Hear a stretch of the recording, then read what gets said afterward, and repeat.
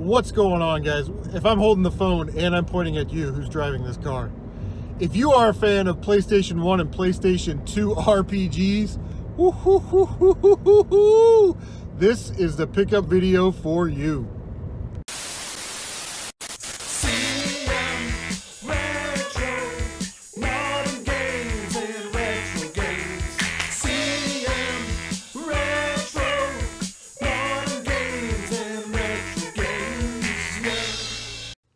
What is going on, guys? Welcome to this episode of the Pickups. Make this real quick because I want to get to the last stack of games, man. Stopped at GameStop, picked up a PlayStation 4 controller, charger, cable. Awesome. Tyler came over and we worked out a trade. He's like, hey, I got this item. Do you want it? I'm like, yes, please. He came over, took my second to last GameCube controller. I kept one for myself. Wavebird, obviously. We don't play with anything else. And picked through my GameCube collection, grabbed a couple things. So we worked out a deal, and we are adding a Jungle Green Nintendo 64 to the collection, which I'm very excited about this. Every time I get one of these, I look at it and I go, wow, that's probably my new favorite color of Funtastic. But it's really the blue one because I like blue. So if you're keeping track, if you watched my N64 collection video, we are down to the smoke gray or smoke black, whatever it's called, and the watermelon red one, and we will have all the Funtastics, which is fantastic. Alright, so the second thing that I want to show you guys, I got a package from merry old England, and it's a game that I've kind of had my eye on for a while. There's a period of time where I missed out on like PS3, Xbox 360, and then the first part of the PlayStation 4. I got my PlayStation 4 April of 2017, anticipation for The Last of Us 2, which we still don't have a release date for yet. Not bitter or upset about that. Anyway, it's really cool to go back and discover games that you sort of missed out on that, you know, that you want to play. So, ordered this from England because the US version was a case and a download code only, which I think is crappy. You might as well just, don't even, why sell it like that? Just sell it on the store and not have to worry about the package. But it is Lara Croft and the Temple of Osiris. You guys know I love Tomb Raider. This is a different take on Tomb Raider. This is more of a top-down Diablo style. That's 4-player, and if all 4 players are playing, then it will change the puzzles to fit 4 players. So I think that's kind of neat. You have to use a little teamwork. Teamwork makes the dream work. Write that down. But I had, like I said, I had to order it from the PAL region. The eBay seller was really cool. It was like 20 bucks with like $5 or $6 shipping. I will leave a link to his eBay store down in the comment section down below. Or not in the description, I'm sorry, not in the comment section, in the description. And you guys can check it out if you want a copy of this. It shipped really fast, so I'm very, very pleased with it. Unfortunately, when I got it, it was sealed, and the disc was loose in there, so I had to open it up immediately just to make sure the disc was okay. And then there was a download code on the other side of that. So there it is, physical copy, Lara Croft and the Temple of Osiris. Alright, last but not least, got this stack of games. I think he wanted, it was like 105 or 110 bucks for this stack of games.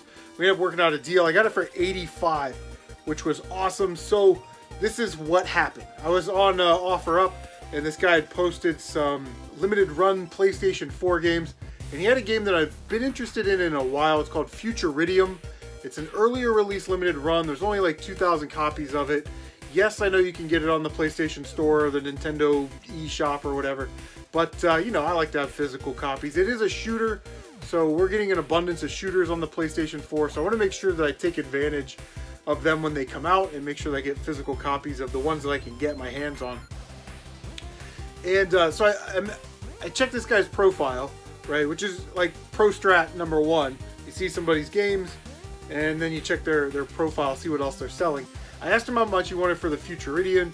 He said he wanted 30 bucks, which is about what it goes for on eBay without the postcard or the sticker. I was hoping to get a little bit cheaper because I want to open it and play it. So I don't want to pay premium prices for games that I'm just going to end up opening. And I've sort of noticed that about limited run games, is that it's actually harder to find open copies than it is sealed copies, you know what I mean? But He's a really nice guy, and he said that he played so much Futuridium that at one time he had like the #1 score in the world on Futuridium, which was cool. I didn't fact check that, but he was a really nice guy, really knowledgeable about games, and he was selling off part of his collection, games that he never played or didn't play anymore, which is awesome. All right, so the first 3 games here, we've got our Star Wars Battlefront 2. Always good to add copies of this to the collection in the trade bin. Greatest hits disc, though, I wasn't very happy about that, but we'll take it. All in all, I think if you break it down, it ends up being about $9 per game, 85 bucks, 9 games, whatever that works out to be. Did not have this one in my collection, and I thought I did. Buffy the Vampire Slayer, Chaos Bleeds. I might have this on the Xbox. I'll have to double check. If I do have it for the Xbox, then I'll get rid of the Xbox and I'll keep the PlayStation 2. If I do have it for the PlayStation 2, obviously that'll be a double for me. I don't know if I showed you, but complete. All these games are complete. Very nice condition.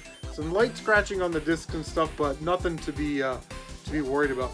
Another game that I actually thought I had, Castlevania Lament of Innocence.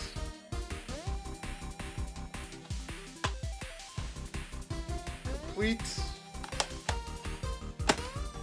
Now it's time for some RPGs. Roll that RPG montage.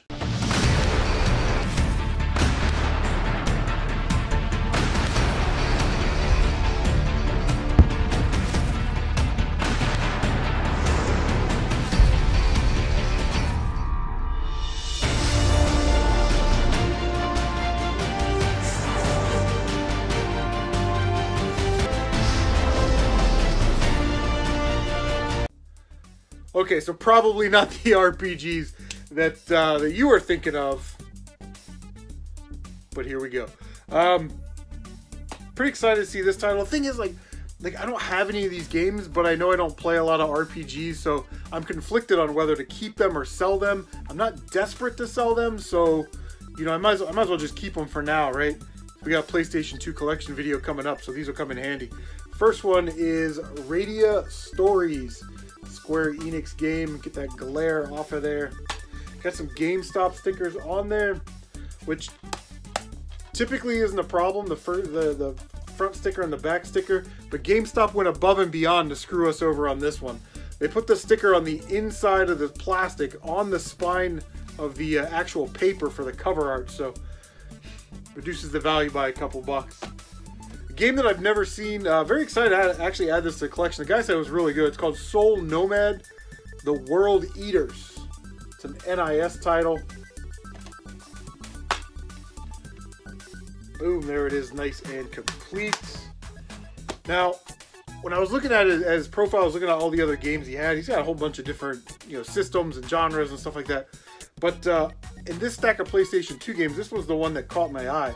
It was Jade Cocoon 2, and he wanted 15 bucks for it, which by itself isn't a bad price for this game. The case will need to be replaced. It's got a little tearing right there, but that's not a big deal. We can replace the case anytime. So that's pretty cool.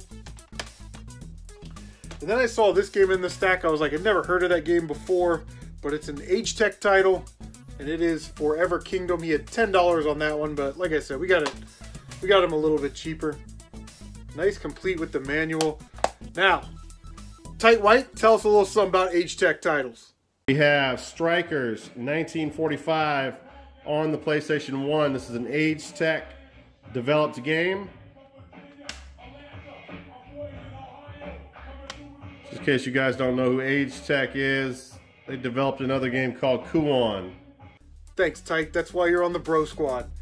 Last 2 games are PS1 games. A game that I don't think I've ever seen this before. And like I said, I don't play RPGs, so even if I did, I probably would have passed it over. But it's Sayuki Journey West. It's a Koei title. Woohoo, Koei. It's a 1-disc game, but it is in a 2-disc case because the manual is very, very hefty. And the last game, again, this isn't a game that I would normally go out and buy on my own for myself, but for $9, I think it was like $9.46 per game or whatever it comes out to be, but Breath of Fire 4, we will definitely add that to the collection for $9. Boom, nice and complete. There you go. So, you guys know that I don't really play any turn-based RPGs, really. But action RPGs are kind of hit or miss for me. If they're under 30 hours, I'll typically be interested. I'll give them a look. So if you guys have any action RPG recommendations for PlayStation 1 through PlayStation 4, let me know. Leave a comment down below. Also, what's your favorite Funtastic N64? Leave a comment down below. You guys should be commenting all over this video because you love me and I love you. Alright guys, so that is going to do it. Thank you so much for stopping by. As always, take care of yourself, and we will see you on the next one.